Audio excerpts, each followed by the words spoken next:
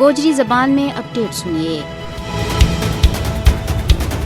ہر گزرتے دن کے نال بھارتی فوج میں متحد خواتین اہلکارانہ جنسی ہراسانی اور ریپ کو سامنے آیا ہے، جڑو فوج میں بد ہوئے جا رہی ہو اور اخلاقی تنزلی اور مجرمانہ سوچ کو پتو دے رہی ہے۔ حال ہی میں بھارتی فضائیہ کا افسر امتیش ہرمکھ نے اپنی خاتون ساتھی اہلکار نہ آبرو ریزی کو نشانوں بنانے پر گرفتار کیا گیا ہے، جبکہ متاثرہ خاتون کو کہنا ہے کہ فوجی افسر نے ان کیس واپس لینے کے اوپر سخت دباؤ سٹی ہو۔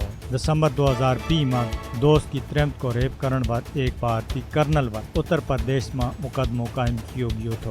ہریانہ والی گل یہ ہے کہ آبروریزی اور جنسی ہراسانی کا حوالہ دے کسی بھارتی فوجی نہ سزا ملنے کی ہون تک کوئی مثال موجود نہیں ہے۔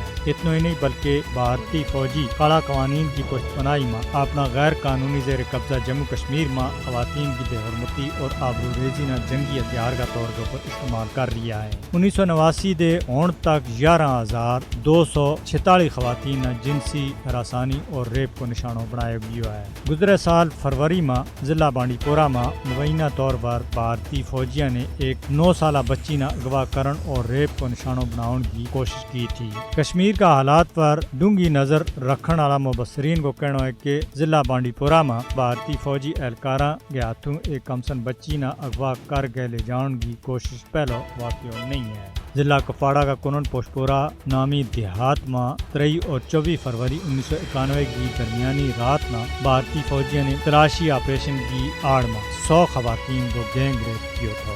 گزریا 3 سالوں کے دوران وردی میں ملبوس اہلکاراں کے ہاتھوں کشمیری خواتین دے زیادتی کا کافی سارا واقعات منظر عام پر آیا ہے، لیکن ہون تک کسی بھی وردی آڑانہ سزا نہیں دیتی گئی۔